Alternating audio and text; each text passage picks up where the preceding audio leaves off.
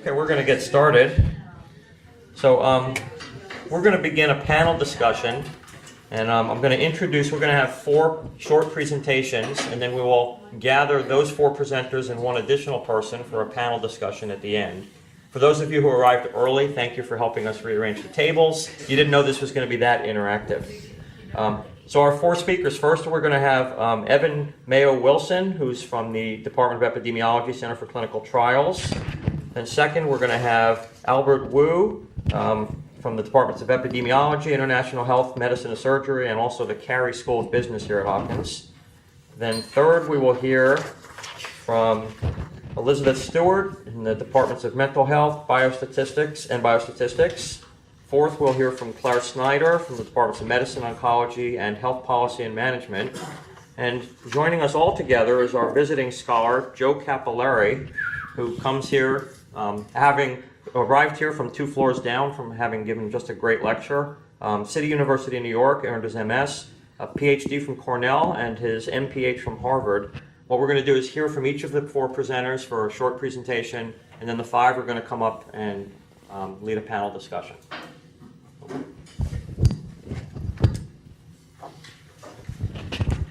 Morning. So broadly, I think each of us is going to talk a little bit about patient-centered and patient-reported outcomes.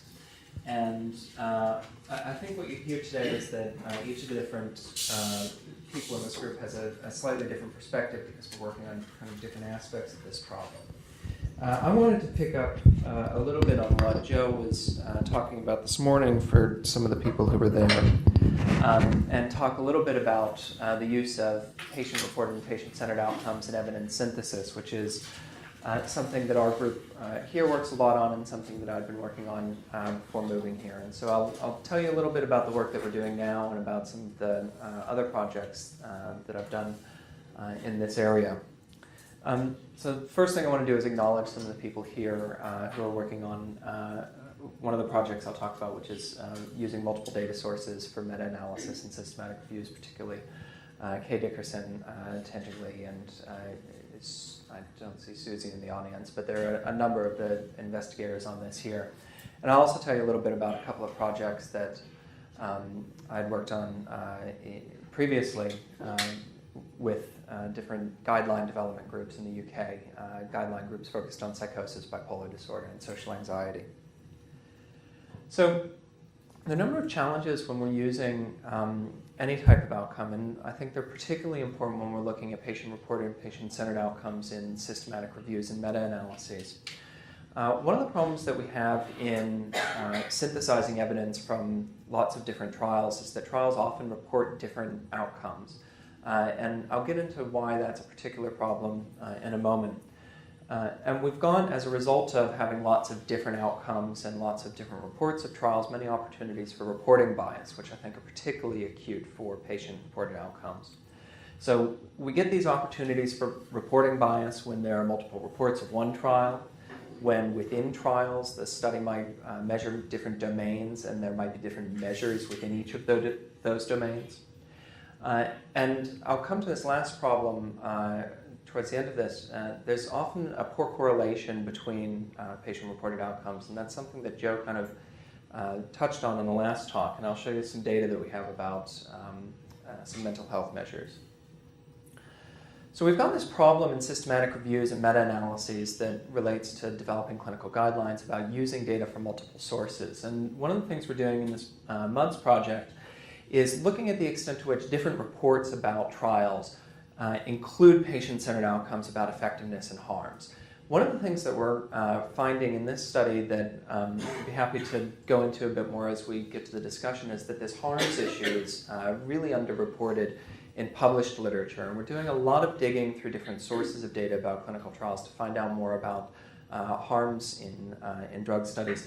This is one of the things that when we talk to patients, when we look at what patients say are important outcomes in research, they focus a lot on adverse events, and we're finding that there's not a lot of evidence about adverse events in many published reports about clinical trials. And we're also finding it's difficult to synthesize reports about clinical trials because different reports about the same trial may give us different information about the reliability and the precision of treatment effects. And you can kind of get the scale of this problem when you think about what best practice is meant to be in systematic reviews. Meta-analyses, we're meant to be using all of the evidence about clinical trials, but this is something that I think is quite easy to say until you think about what that really means to use all evidence about patient-reported outcomes. Here are some of the places that you might find evidence about efficacy and harm in clinical trials. And we're finding that what you find in journal articles may not necessarily line up what happens in short reports or conference abstracts, and what you get when you really start digging into things like unpublished manuscripts and individual patient data. And what we're finding is that you can find more and more about patient-reported outcomes as you dig, but that's a very difficult process. So this is a real problem when you get to the level of trying to develop clinical guidelines for the treatment of a particular condition. Now, I'll talk a little bit about what we've done in a guideline that just came out this year on bipolar disorder. So in bipolar disorder, your two main outcomes for acute episodes of bipolar disorder are going to relate to episodes of depression and to episodes of mania. And as a domain, that's very clear that you're interested in these domains. But when you start thinking about how you actually measure what depression is and what mania is, these are the outcomes just from studies of psychological interventions for acute episodes of mania and depression. This doesn't even include outcomes in drug studies. So we now have this problem of having, you've got 6 or 8 measures of each of these things here. And if you look at secondary outcomes, you also might be interested not just in whether you can improve somebody's episode of depression or mania, you might be interested in psychosocial functioning, you might be interested in quality of life. When we get into these secondary outcomes, we often find there are even more measures, and particularly when you're thinking about psychometrics like empowerment, or when you're thinking about hope and things in severe mental illness, there are tons of measures of each of these different concepts. So as a systematic reviewer, you've now got this kind of methodological heterogeneity between studies and the way that we're thinking about measuring those domains. And you have to come up with some way of addressing that in order to synthesize the evidence across trials. Here's another example from a guideline about psychosis. These are different domains that were assessed in studies of peer support for people with severe mental illness. Now, one of the problems that we have in systematic reviews when we have this many outcomes, and these are outcomes that a guideline development group said they were interested in. So these are things that people who are trying to make recommendations about treatment said should be measured and included in the treatment guideline. We then do meta-analyses and systematic reviews that look like this, where we have 4 studies of mutual support. So it's a particular model of peer support for people with severe mental illness. And then we start looking at how many studies are reporting each of the outcomes. We've got 3 studies that are measuring empowerment and giving us data for most of the participants that could be included in a meta-analysis of one of these outcomes. But we've only got 1 study with 80 people in it that measures hospitalization. So out of 4 studies with 2,400 people, that's a really lousy amount of evidence for that part of the review. So you've then got this problem when you're trying to develop guidelines. Do you draw any conclusions about the effect of peer support on hospitalization rates when you've got data for so few studies and for so few participants that were included in that part of your guideline or review? Now, this problem would be a lot easier if studies all measured the same outcomes in the same ways. This is something that we did for social anxiety disorder. These are all measures of social anxiety disorder. So these are all different ways that you could measure what is ostensibly the same concept in a systematic review. So there are 101 trials of treatments for adults in this review. And the most common measure included in this review is the Liebowitz Social Anxiety Scale. So this is included in 64 out of 101 trials. So the most common measure is barely making it into a majority of the studies in this review. We then have a real problem of what do we do with the rest of these measures. So many of these studies are reporting 3, 4, 5, 6 of these measures. And we have this choice of trying to create a hierarchy, of preferring one measure over the others, of trying to estimate the correlation among these measures, of taking the average of these treatment effects. We've got a lot of options as a reviewer, but none of them are really satisfying. One of the reasons that they're not satisfying is that we think that these measures are being reported after people have peeked at the results. So we know that they're using a lot of measures of social anxiety disorder, and we know that we're only getting a handful of them in the trial reports. So this is the Cochrane risk of bias tool that many people I think will be familiar with, where we rate the risk of bias for a number of different elements within a review. And the major problem in this review is that only about a third of the studies gave us a protocol or a trial registration that allowed us to assess how many measures they'd actually included in the study. We know that for a minority of the studies up here where there's a high risk of bias, that some of the outcome measures are missing. And actually, the largest group of studies, we just don't know what they measured at the start of this. And so we're stuck with a probably selected subset of the measures that were included. Now, if these measures were very highly correlated, this wouldn't be such a problem. Joe mentioned this problem earlier, that outcome measures, you can draw information from one outcome measure to another. So we took data, these are correlations from 400 people who are receiving treatment for social anxiety disorder in a London clinic. And we've got the relationships among these are measures of social anxiety, and then we also looked at two measures that we had which are not measures of social anxiety per se. One is the Beck Depression Inventory and the other is Beck Anxiety Inventory. So general measures that are kind of related to social anxiety but are not specific to that concept. And what we find is that this measure that we think is probably most common because people think it's the best is not extremely well correlated with some of these other measures. And remember, these are changed during treatment as well. So these are not just pre-post data. We would expect these things to be very highly correlated if they're actually measuring the same thing. So when we pick one rather than the other, when we take the treatment, the average across these measures within a domain, we're going to have this problem that the measures are probably to some extent measuring different parts of that disorder, that there is some real difference in what these measures are tapping into. We don't have a very satisfying way of dealing with it yet. This is the correlation between the standardized mean difference using the average effect on those measures that I showed you before. And on the y-axis, we've got the probability that they meet criteria for social anxiety disorder at the end, so a diagnostic interview from the studies that included both. And what we'd like to see is that this standardized mean difference that we're calculating in these studies is a direct correlation with the probability that they meet diagnostic criteria at the end of the study.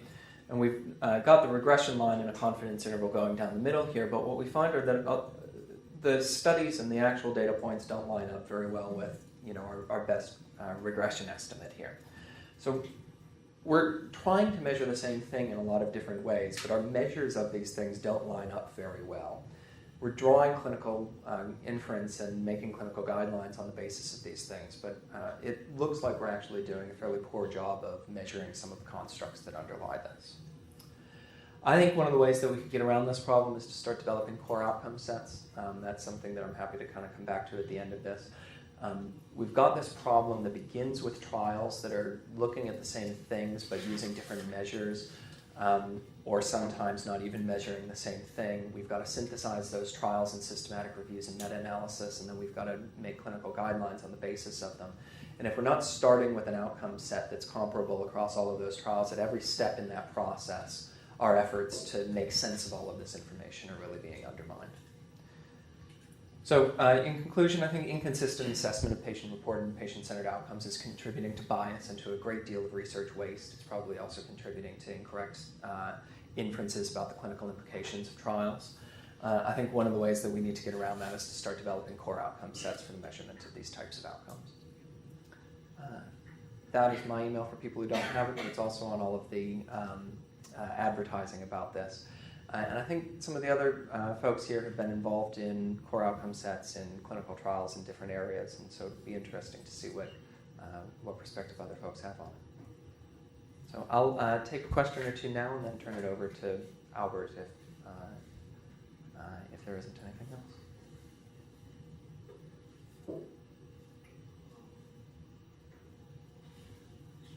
Joe?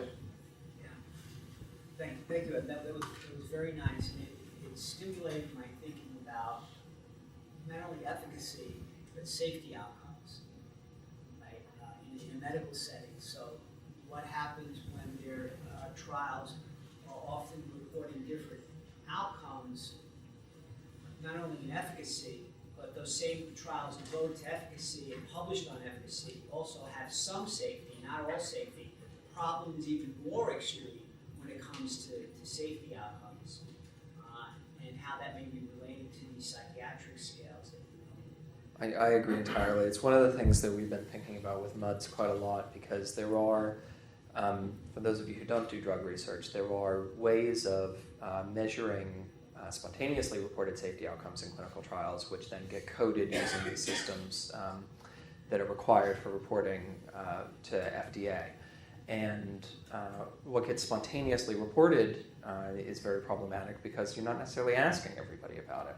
And when you've got this kind of spontaneously reported data, it's very hard to see whether it's even appropriate, for instance, to try to do a meta-analysis about spontaneously reported adverse events, where what we'd really like is some way of assessing the probability that the first drug is going to make you dizzy versus the probability that the second drug is going to make you dizzy, or the probability that you're going to have a specific severe adverse event on one rather than the other.